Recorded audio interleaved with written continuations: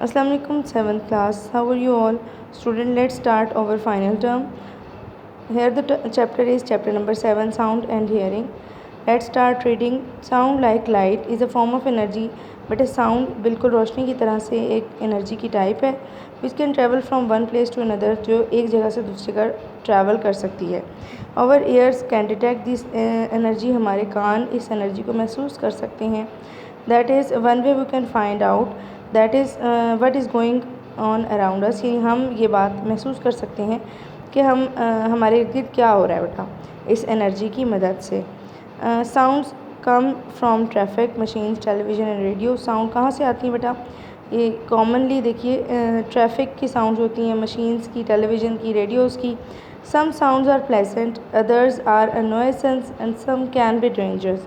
कुछ साउंड्स जो हैं बेटा वो खुशगवार होती हैं और कुछ जो हैं वो ख़तरनाक होती हैं जो हमें सुनने में अच्छी नहीं लगती. How sounds are made. Sounds कैसे बनती हैं? Sounds are made when something vibrate. ये तब बनती है बेटा जब कोई चीज़ वाइब्रेट करती है. All musical instruments have a part that vibrate. तमाम म्यूज़िकल इंस्ट्रूमेंट जो हैं उनमें वाइब्रेशंस की मदद से ही साउंड्स जो हैं वो प्रोड्यूस होती हैं. जैसे आपके सामने एग्जांपल दी हुई है एक गिटार की. इसके अलावा बेटा एक क्लैरिनेट दिखाई गई है जी, जिसमें एयर वैक्यूम इनसाइड इट, यानी हवा जो है वो इसके कॉलम के बीच में वाइब्रेट करती है. गिटार में बेटा स्ट्रिंग्स की वाइब्रेशन से साउंड प्रोड्यूस होती है.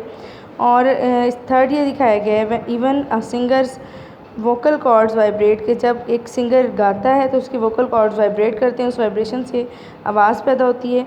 You can feel this your self if you hold your hand against your throat and से अगर हम बोलते हैं तो अपने थ्रोट के ऊपर अगर हम हाथ रखें तो हमें ये वाइब्रेशंस फील होती हैं जी. ठीक है जी. नेक्स्ट पेज देखिए बेटा.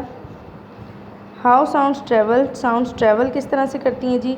If we are listening to a drummer in a band. एक ड्रमर को हम अगर बैंड में देखते हैं बेटा या सुनते हैं, we don't have to put our ear on the drum. हमें उसके ऊपर अपने कान लगा कर नहीं सुनना पड़ता टू हेयर द बीट, के हमें बीट की आवाज़ें, हमें दूर से इसकी आवाज़ें महसूस होती हैं. Sound can travel through the air. इसीलिए हमें ये पता होना चाहिए कि साउंड जो है वो बेटा हवा के थ्रू, एयर के थ्रू ट्रेवल करती हैं. The sound is carried to our ears by vibration. Vibrating molecules in the air.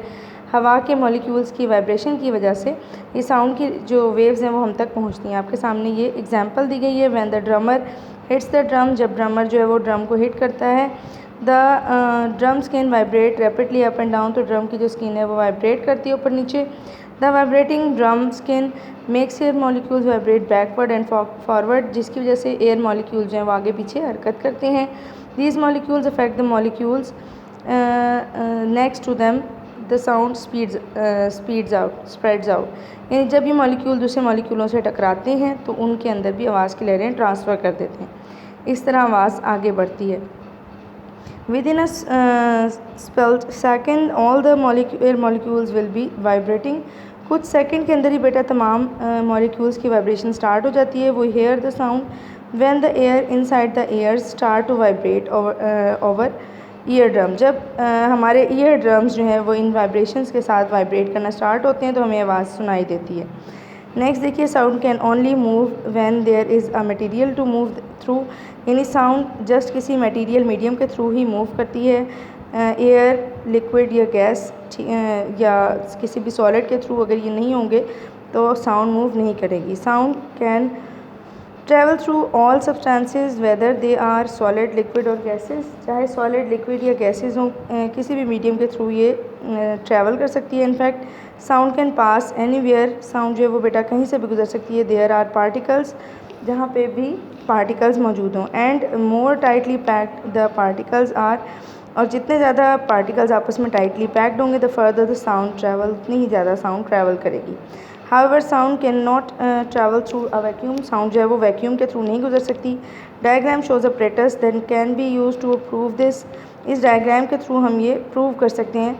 With air in a jar. जब एक जार में हवा मौजूद है. Sound from the loud speaker can be here quite clearly. तो आवाज़ जो है वो बहुत अच्छी तरीके से सुनाई दे रही है. As the air is pumped out. जब हवा इसमें से बाहर निकाल दी जाती है किसी पंप के through, the sound grows quieter, तो साउंड जो है वो आहिस्ता आहिस्ता कम होती जाती है। Eventually no sound can be heard, और इवन एक स्टेज ऐसी आती है बेटा जब आवाज़ बिल्कुल भी सुनाई नहीं दे रही होती। When the air is allowed to leak back into the jar the sound becomes louder, और जैसे जैसे हम दोबारा उसमें एयर एंटर करते हैं तो आवाज़ दोबारा सुनाई देने लग जाती है। Thank you so much. आज की रीडिंग यहीं पे फिनिश करते हैं।